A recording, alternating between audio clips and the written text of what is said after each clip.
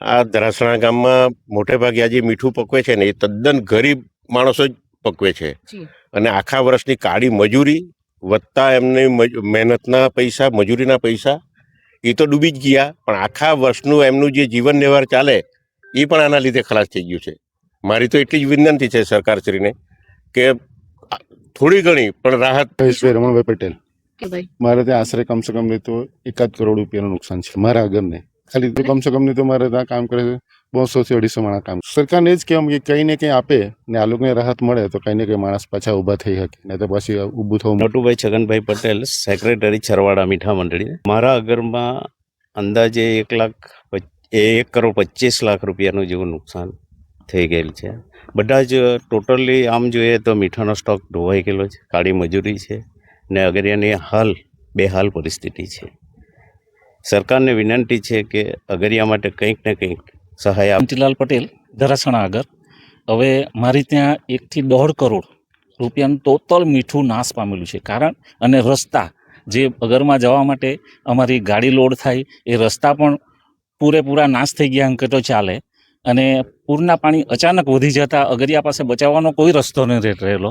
અને અગરિયા પાસે હવે આખા વર્ષની મહેનત જે કરીને એકત્ર કરેલ મીઠાનું ધોવાણ થાય ત્યારે એમને મળવું પણ મુશ્કેલ થઈ જાય એવી પરિસ્થિતિ છે.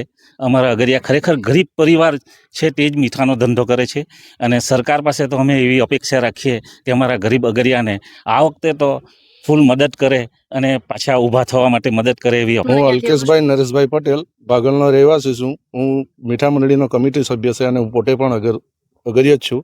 અમારા ભાગલના અગરમાં મોસ્ટ ઓફલી નવું મીઠુંનું વેચાણ થતું જ નથી, એટલે જૂનું એટલે દિવાળી પછી જ અમે વેચીએ છીએ. અને આ વર્ષે વરસાદ થોડો લંબાયો એટલે મીઠુંનો સ્ટોક ઘણો હતો, એટલે લગભગ 1.5 થી 2 કરોડનું નુકસાન હતું. આજે અમારા માટે એવી વિકટ પરિસ્થિતિ આવી કે 100 ગ્રામ મીઠું બી આખા અગરમાં બચ્યું નથી.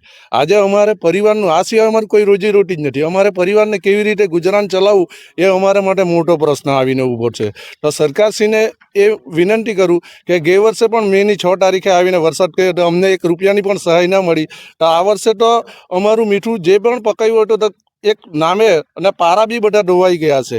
તો સરકારશ્રીને વિનંતી કરી કે તમારાથી બને તેટલી અગરિયાને સહાય કરે તો તમારી સરકારશ્રીને ઘણી અપેક્ષા અમારા અગરિયા વતી વિનંતી. રજૂઆતમાં તો હજુ સુધી કોઈ આવ્યું નથી, પહેલી રીત નથી કરી.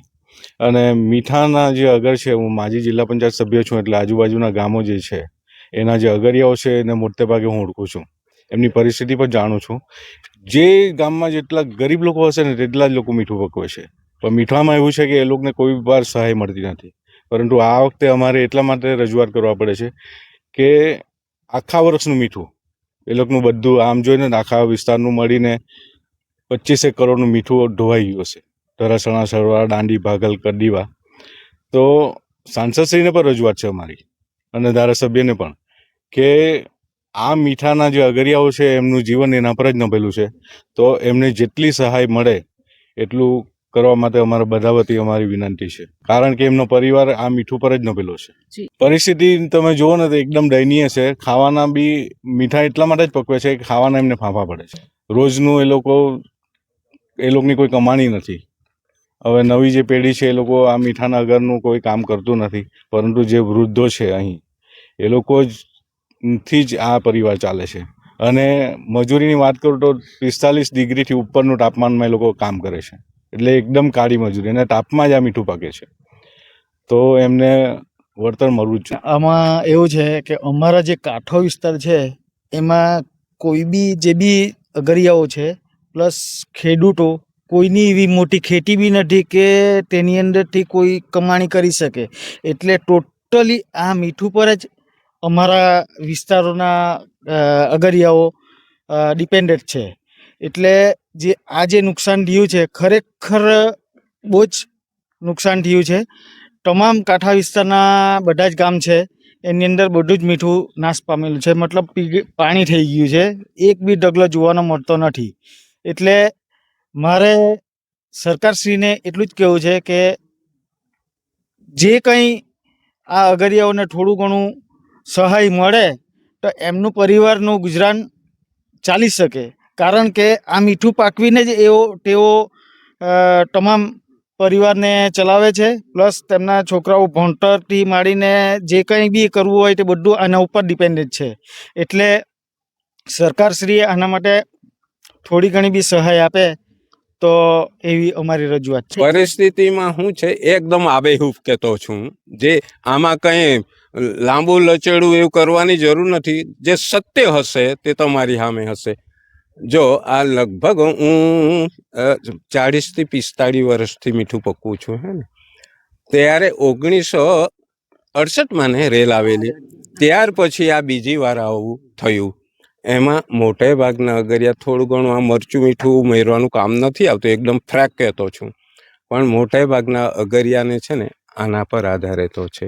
જુવાનિયા તો કોઈ આવે એકદમ આબેહૂબ કહેતો છે જેવું છે તેવું. એટલે એના પર આધાર એ દરાસણા, પાગલ, કરદીવા, છરવાડા આ મોટે ભાગના અગરિયાનું આના પર આત્મનિર્ભર કહેવામાં આવે તે એ રીતે થતું છે. હું એમ નથી કહેતો કે તમે થાય તો કરવાનું છે. ગઈકાલે અમારી મિટિંગ હતી આ રામન સાહેબ ભેગા, અહીંયાના સોલ ઇન્સ્પેક્ટર ભેગા.